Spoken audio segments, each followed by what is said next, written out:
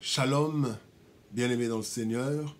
Nous sommes le lundi 16 novembre 2020 et aujourd'hui le Seigneur nous conduit encore comme chaque semaine du lundi au vendredi dans une méditation et nous allons lire pour ce jour dans Matthieu chapitre 6 versets 19 à 21. L'évangile de Jésus-Christ selon l'évangéliste Matthieu chapitre 6 versets 19 à 21. Voici ce que déclarent les Écritures. Ne vous amassez pas des trésors sur la terre, où la teigne et la rouille détruisent, et où les voleurs percent et dérobent. Mais amassez-vous des trésors dans le ciel, où la teigne et la rouille ne détruisent point, et où les voleurs ne percent ni ne dérobent.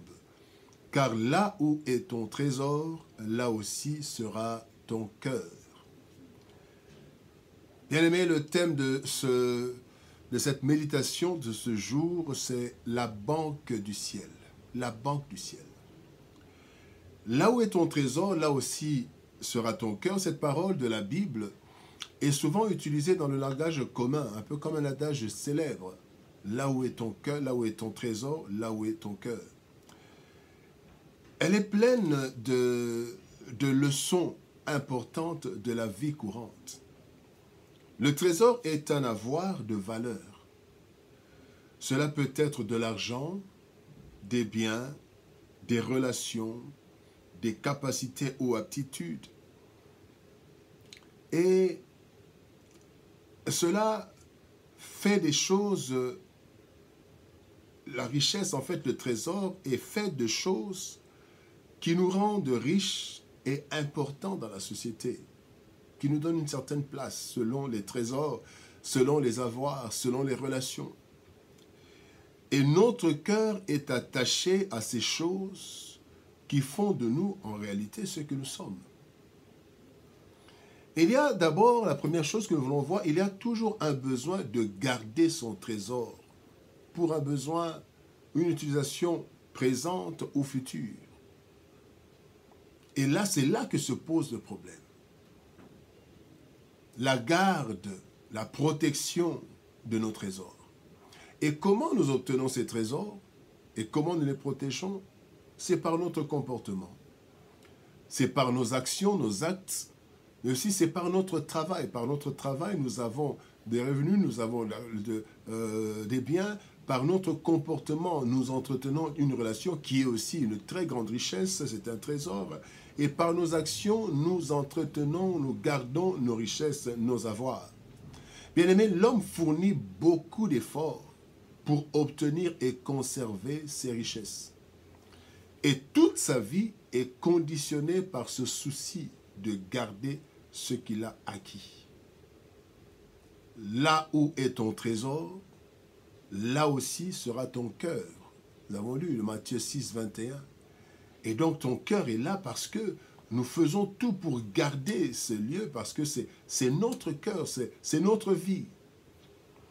Mais alors, la deuxième chose que nous voulons voir par rapport à ce texte, c'est le danger de perdre son trésor. Il est dit, ne vous amassez pas des trésors sur la terre, où la teigne et la rouille détruisent, où les voleurs percent et dérobent.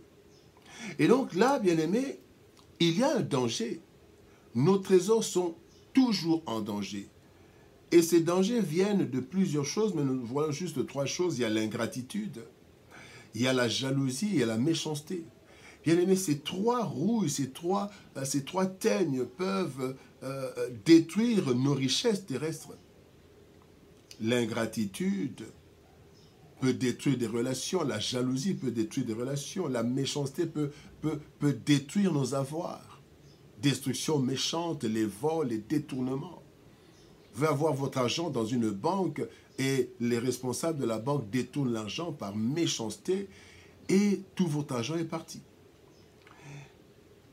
Et donc, bien aimé, des amitiés ont été ruinées par des intérêts égoïstes, la cupidité, la mauvaise gestion, des circonstances malheureuses dont nous pouvons perdre notre richesse ou notre trésor. Et alors, La troisième chose que nous voyons dans ce texte, il est dit, mais amassez-vous des trésors dans le ciel. Donc le lieu le plus sûr pour son trésor, c'est le ciel. En fait, qu'est-ce que nous entendons par le ciel? C'est tout ce qui est lié à Dieu et au royaume de Dieu. Concrètement alors, comment garder nos richesses dans les cieux?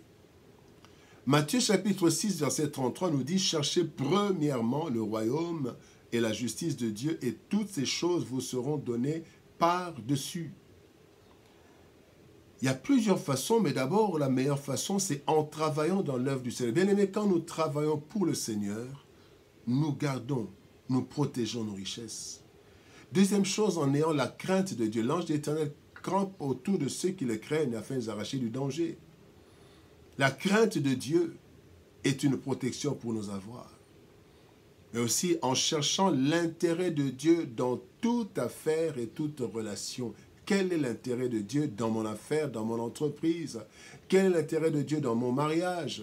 Quel est l'intérêt de Dieu dans tout ce que je fais? Il est dit dans 1 Corinthiens chapitre 10, verset 31, « Soit donc que vous mangiez, soit que vous buviez, soit que vous fassiez quelque autre chose, faites tout pour la gloire de Dieu. » En réalité, bien-aimés, lorsque nous faisons tout en considérant l'intérêt de Dieu, tout ce que nous obtenons est en sécurité.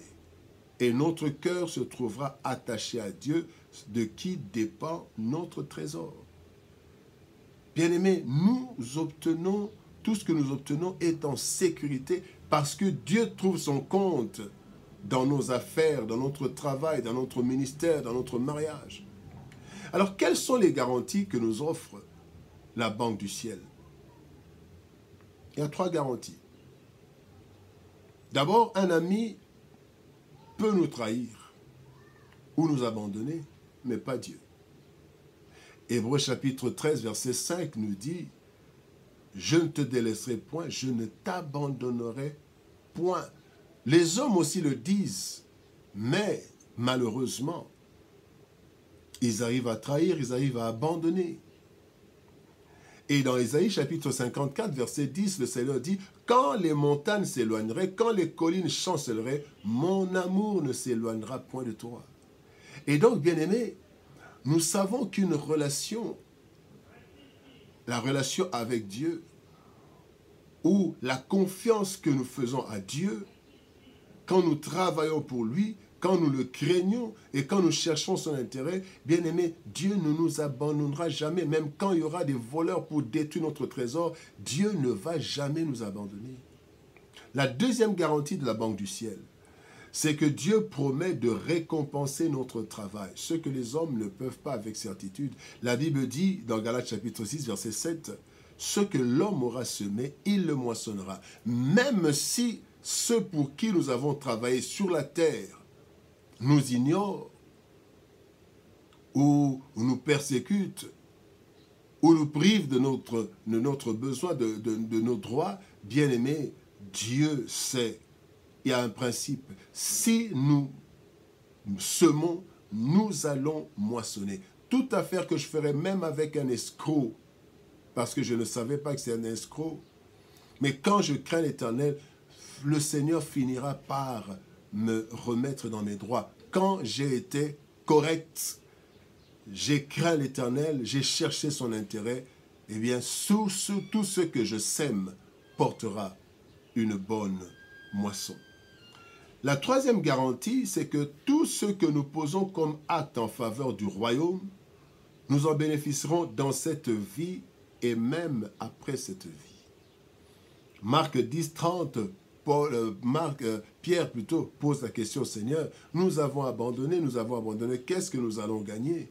Effectivement, quand ils ont abandonné, ils ont mis ceux qu'ils ont abandonnés, ils l'ont placé dans la banque du ciel. Et Christ leur dit, eh bien, vous recevrez au centuple présentement dans ce siècle des maisons, des sœurs, des mères, des enfants, des terres, avec des persécutions, et dans le siècle à venir, la vie éternelle.